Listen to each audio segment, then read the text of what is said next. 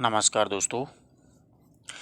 जैसा कि कल मैंने आपको एक सूचना दी थी कि अपन आरबीएसई बोर्ड यानी राजस्थान माध्यमिक शिक्षा बोर्ड है, उसकी कक्षा 6 से लेकर के 10 तक की पूरी पुस्तकों का वस्तुनिष्ठ तरीके से अध्ययन करेंगे।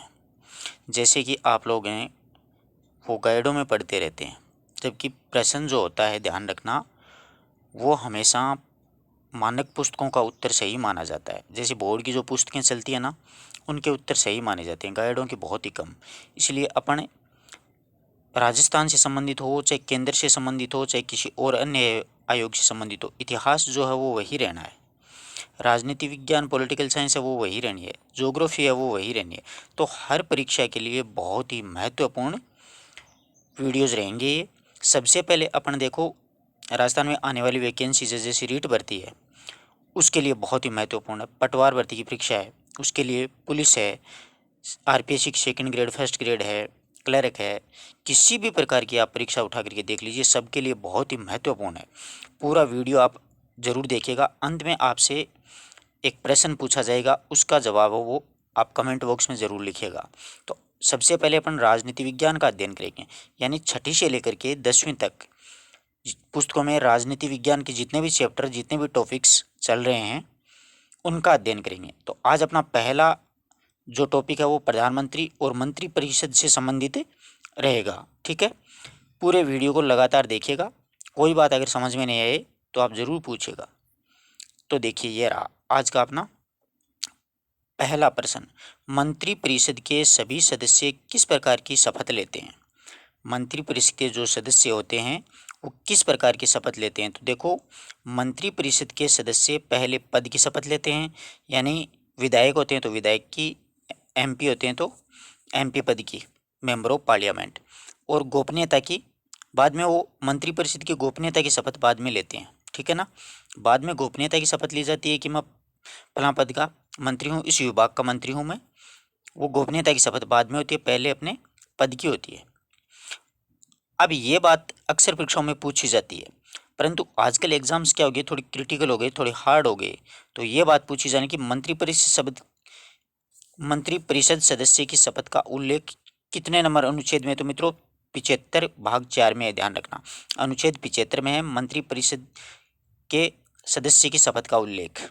अनुच्छेद 75 भाग 4 काफी महत्वपूर्ण बात है, परीक्षा में पूछे जाने योग्य बात है, ध्यान रखिएगा। ठीक है, मंत्रिपरिषद के सदस्यों के वेतन भत्तों का उल्लेख किस अनुच्छेद में है? मंत्रिपरिषद के जो सदस्य हैं उनके वेतन और भत्तों का उल्लेख किस अनुच्छेद में है?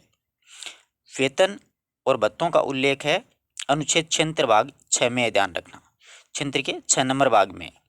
और मंत्रिपरिषद के शपथ का उल्लेख 75 भाग 4 में है, परंतु वेतन और जो भत्ते मिलते हैं उनको वो अनुच्छेद 75 भाग 6 में। मंत्रियों के वेतन और भत्ते हैं वो संसद के द्वारा ही तय किए जाते हैं। मंत्रिपरिषद के सदस्यों के वेतन और भत्ते हैं वो संसद के द्वारा तय किए जाते हैं, कि संसद जितना चाहेगी उतना निर्धारण की जाएगी। आई ना बात समझ में? मंत्रिपरिषद के सदस्यों के वेतन और भत्तों को तय कौन करता है? संसद। पूछा जा सकता है कि मंत्रिपरिषद के जो सदस्य हैं उनके वेतन और भत्ते किसके द्वारा तय किए जाते हैं? तो ध्यान रखिएगा, संसद के द्वारा तय किए जाते हैं। आ रही है ना बात समझ में? अगर किसी प्रकार की कोई बात पे डाउट हो तो आप पूछेगा। नेक्स्ट प्रश्न देखिए, राज्य विधानसभा के मंत्रिपरिषद सदस्य संख्या 51वां संवैधानिक संशोधन 2003 के अनुसार कितना तय किया गया था?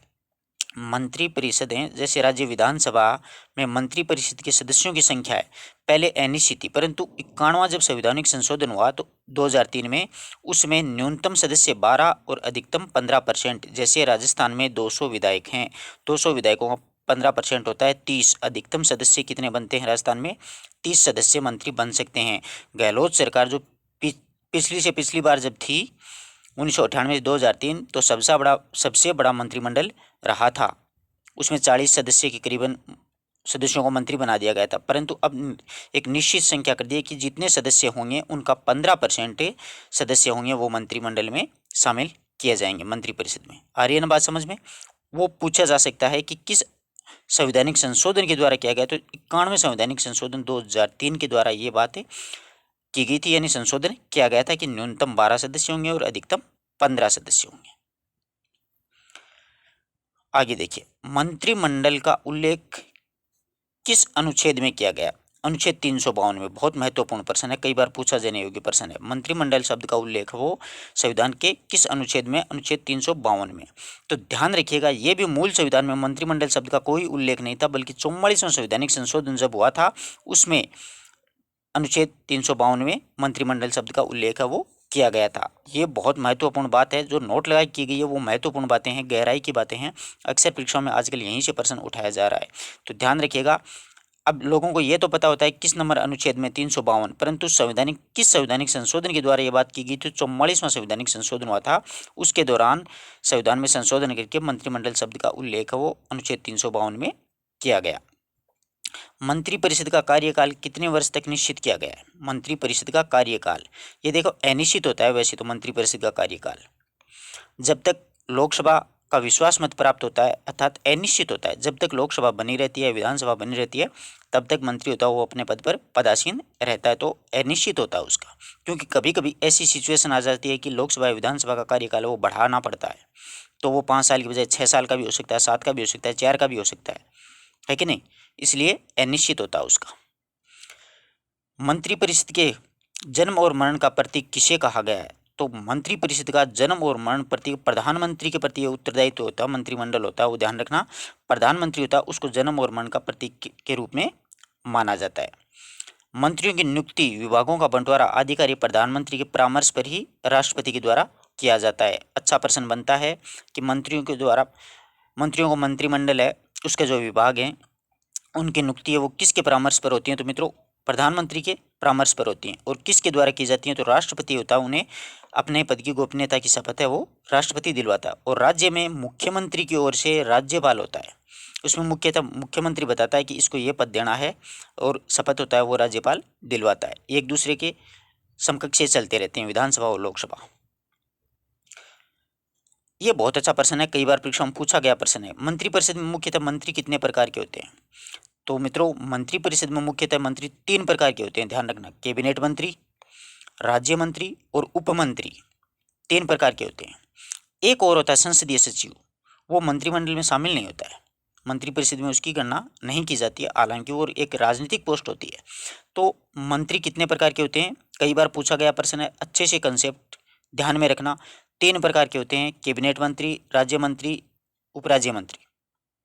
इसमें यूं पूछा जाता है कि निम्न में से कौन मंत्रिपरिषद के सदस्य नहीं होते हैं? तो एक उसमें संसदीय सचिव शब्द और जोड़ दिया जाता है, वो उसमें शामिल नहीं होता है, वो केवल राजनीतिक पोस्ट होती है।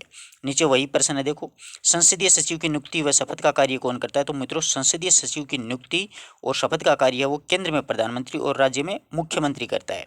संसदीय सचिव की नियुक्ति पूर्णतः राजनीतिक नियुक्ति होती है, यानी वो क्या होता है कि या तो प्रधानमंत्री का खास होता है या फिर मुख्यमंत्री का खास होता है, उस व्यक्ति विशेष को या उस विधायक विशेष को या एमपी विशेष को क्या कर दिया जाता है? संसदीय सचिव बना दिया जाता है। ये एक राजनीतिक पोस्ट होती है, ठीक है ना? तो ध्यान रखिएगा, मंत्री 3 ही प्रकार के होंगे, और संसदीय सचिव की नियुक्ति और शपथ का कार्य होता है वो केंद्र में प्रधानमंत्री करेगा और राज्य में मुख्यमंत्री करेगा।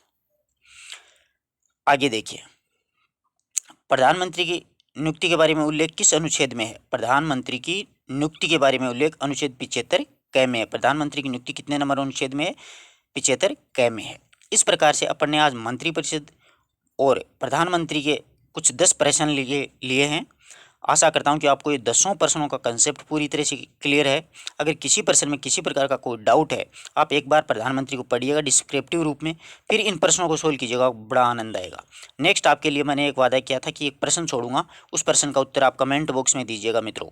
तो देखिए, प्रधानमंत्री किन किन आयोग और परिषदों का पदेन अध्यक्ष होता है? अगर आपको पता है तो इसका उत्तर आप जरूर बताइएगा कि प्रधानमंत्री किन किन आयोग और परिषदों का पदेन अध्यक्ष होता है। केंद्र में कौन कौन सी आयोग हैं, कौन कौन सी परिषदें हैं जिनका वह अध्यक्ष होता है, प्रधानमंत्री के नियंत्रण में वो कार्य करते हैं। आशा करता हूं कि आपको ये 10 प्रश्न अच्छे से समझ में आए होंगे। अगर किसी प्रश्न में किसी प्रकार का कोई डाउट हो तो आप ज़रूर पूछेगा, और ध्यान रखिएगा इनमें से आपके कोई भी एग्जाम उठा के देख लीजिएगा, एक प्रश्न आपको 100% मिलता है इस प्रकार से कि या तो प्रधानमंत्री की नियुक्ति पूछ लेते हैं, या फिर शपथ पूछ लेते हैं, वेतन भत्ते, या फिर अनुच्छेदों के बारे में पूछ लेते हैं, इस प्रकार के। तो ये आरबीएससी की बोर्ड की प्रामाणिक पुस्तकों का संकलन है मित्रों। इसी प्रकार अपन इतिहास है, भूगोल है, उनका भी अध्ययन करेंगे।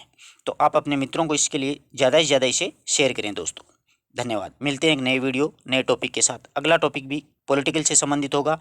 उसमें पहले अपन पॉलिटिकल पूरी करेंगे, फिर हिस्ट्री पूरी करेंगे, फिर ज्योग्राफी की ओर बढ़ेंगे। ठीक है दोस्तों।